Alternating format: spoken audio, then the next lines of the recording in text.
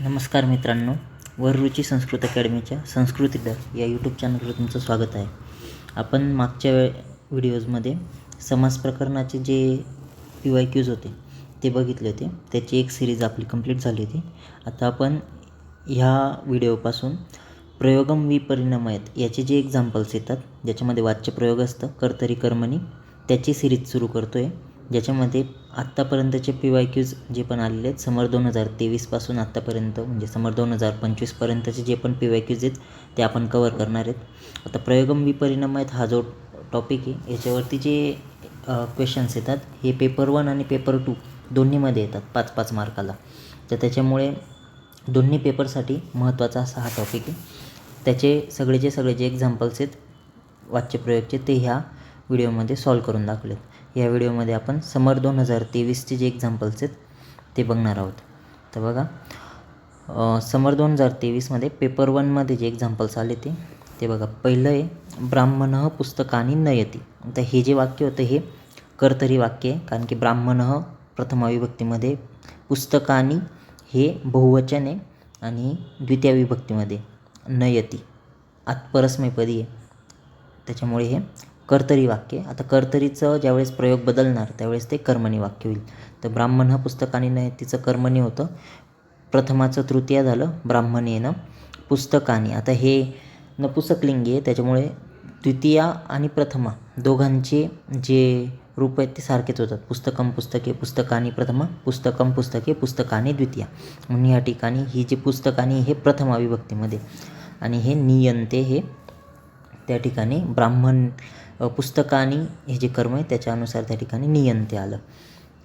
नि धातू आहे, त्याला य विकरण लागलं आणि अंते हे बहुवचन असल्यामुळे इथे नियंते आलं. इथे एकवचन का बरं आलं? कारण की ब्राह्मण हा जो शब्द आहे तो एकवचनी, कर्ता एकवचनी, क्रियापद एकवचनी. इथे कर्म बहुवचनी तर क्रियापद पण बहुवचनी.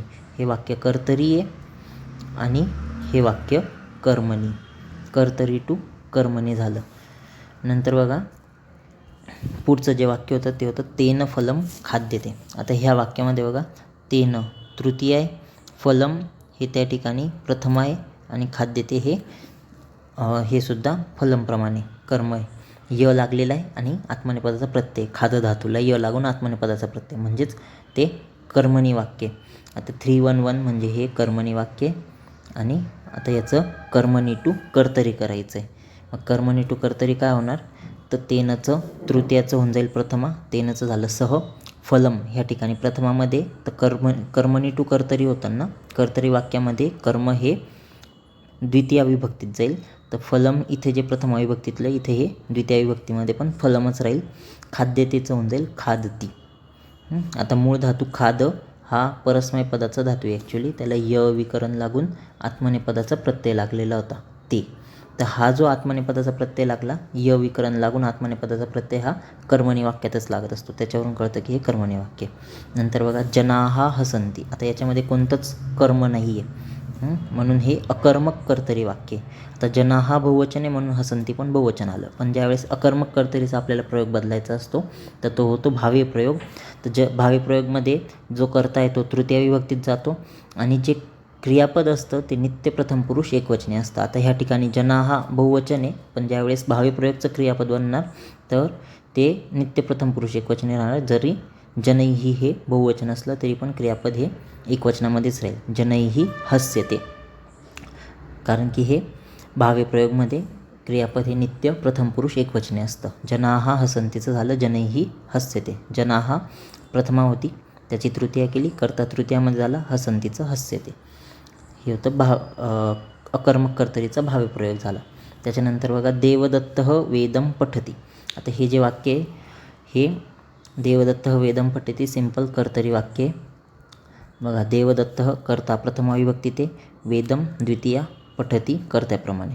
आता ह्या ठिकाणी देवदत्त प्रथमा विभक्तीमधला कर्ता कर्तरी टू कर्मणी होताना प्रथमा विभक्तीमधला जो कर्ता आहे तो तृतीय विभक्तीमध्ये जाणार. तर देवदत्तची तृतीय झाली देवदत्तेनं.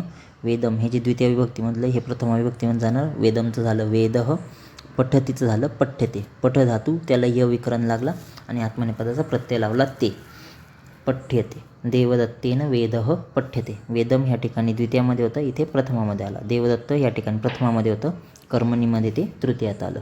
तर हे कर्तरी टू कर्मणी वाक्य होतं. नंतर वैद्येन औषधम दीयते. आता हे तृतीया विभक्ती. कधी पण नेहमी जर का पहिलाच शब्द तृतीयामध्ये दिसला तर त्या ठिकाणी समजून घ्यायचं की ते कर्मणी वाक्य. वैद्येन तृतीया विभक्ती म्हणजेच कर्ता तृतीयामध्ये, वाक्य कर्मणी आहे. तर कर्मणीचं आपल्याला कर्तरी करायचं आहे. तर कर्मणी टू कर्तरी होताना काय होणार, तृतीयामधला जो कर्ता आहे तो प्रथमा विभक्तीत जाणार. वैद्येनचं झालं वैद्यः. औषधम, आता हे नपुंसकलिंगी त्याच्यामुळे प्रथमा द्वितीय दोन्ही रूपं सारखेच राहणार. मग औषधम त्या ठिकाणी ॲज इट इज औषधम राहिलं, कारण की रूप विभक्ती बदलली आहे पण रूपं सारखे राहतात त्याच्यामध्ये, म्हणून ते औषधम ॲज इट इज दिसतंय. नंतर दीयतेचं झालं. दीयतेमध्ये दा धातू मूळ, दा धातूचं प्रथम पुरुष एकवचनचं रूप होतं ददाती. तर त्यानुसार आपण दा धातूचं प्रथम पुरुष एकवचन रूप घेतलं ददाती. वैद्येन औषधम दीयते, कर्मणी वाक्याचं कर्तरी झालं. वररुची संस्कृत अकॅडमीचा जो संस्कृतचा फुल कोर्स आहे, BMS फर्स्ट इयरच्या 2025-26 ह्या बॅचसाठी, जी आत्ता नवीन फर्स्ट इयरला ॲडमिशन झालेली जी बॅच आहे त्यांच्यासाठीचा संस्कृतचा फुल कोर्स हा मेधावी ॲपवरती अवेलेबल आहे. मेधावी ॲप तुम्ही प्लेस्टोरवरून डाउनलोड करू शकतात. ह्या कोर्समध्ये तुम्हाला संस्कृतचा पेपर 1 आणि 2चे सर्व नोट्स, सर्व रेकॉर्डेड लेक्चर्स अवेलेबल आहेत, आणि ज्या पण नोट्स आहेत प्रत्येक टॉपिकच्या त्यासुद्धा त्या कोर्समध्ये तुम्हाला मिळतील. तसंच हा जो फुल कोर्स आहे तो घेतल्यानंतर त्याच्यामध्येच जो क्रॅश कोर्स आहे तो सुद्धा इन्क्लूड असणार आहे, जो की एक्झामच्या 2 महिने आधी घेतला जातो. जर तुम्हाला हा कोर्स विकत घ्यायचा असेल किंवा मेधावी ॲपवरून रजिस्ट्रेशन करायचं असेल तर तुम्ही या ठिकाणी जो कॉन्टॅक्ट नंबर दिलेला आहे त्या कॉन्टॅक्ट नंबरवरती तुम्ही संपर्क करू शकतात. त्याच्यानंतर बघा या ठिकाणी आता हे पेपर 1मधले एक्झाम्पल्स होते. पेपर 2मध्ये बघा काय काय एक्झाम्पल्स होते. पेपर 2मध्ये विद्यायाः उपार्जनं क्रियते, हे पहिलं एक्झाम्पल होतं. आता ह्या ठिकाणी विद्यायाः ही षष्ठी विभक्ती आहे. जर का त्या ठिकाणी विद्यया राहिलं असतं तर ती तृतीया राहिलं असतं, पण ही विद्यायाः षष्ठी विभक्ती आहे, म्हणून षष्ठीचा वाच्यप्रयोगमध्ये काही संबंध नसतो, म्हणून याला कट करा. फक्त एवढंच बघा, उपार्जनं क्रियते. तर उपार्जनं क्रियते याच्यावरून काय कळतं की हे वाक्य भावे प्रयोगाचं वाक्य आहे. तर याचं भावे प्रयोगाचं आपल्याला अकर्मक कर्तरी करायचं आहे. या ठिकाणी कर्म नाहीच आहे. विद्यायाः ॲज इट इज राहणार, विद्यायाः ॲज इट इज राहील, कारण की त्याचा काही संबंध नाही पूर्ण वाक्यप्रयोगमध्ये. नंतर उपार्जनम हे पण ॲज इट इज राहणार. उपार्जनम ॲज इट इज, फक्त क्रियतेचं होऊन जाईल करोती. विद्येचे उपार्जन करतो असा त्या ठिकाणी अर्थ होतो. नंतर विकारेण दुःखम उच्यते. विकारेण दुःखम उच्यते. आता हे जे आहे विकारेण दुःखम उच्यते हे त्या ठिकाणी कर्मणी वाक्य आहे. विकारेण दुःखम उच्यते, कारण विकारेण तृतीय आहे आणि दुःखम त्या ठिकाणी प्रथमामध्ये आलेले आहे.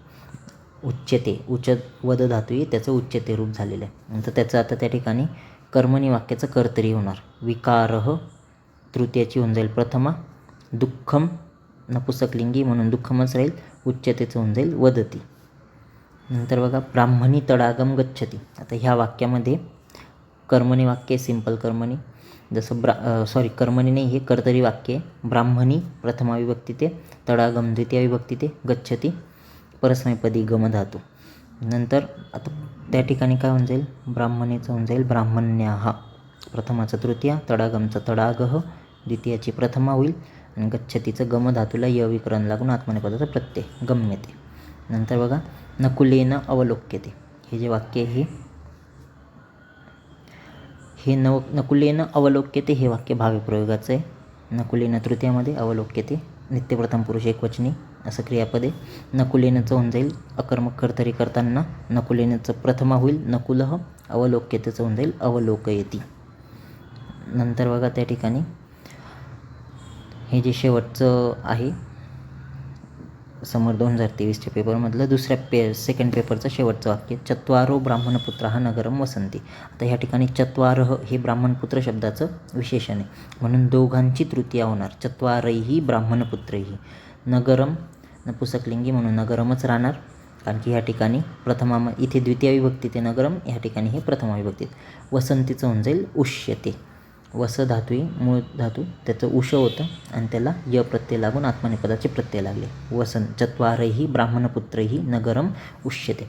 आता ह्या ठिकाणी हे जे वाक्य आहे ना, विद्यायाः उपार्जनं क्रियते, हे वाक्य भावी प्रयोगाचं नाही राहू शकत, कारण की उपार्जनम हा कर्ता नाही आहे.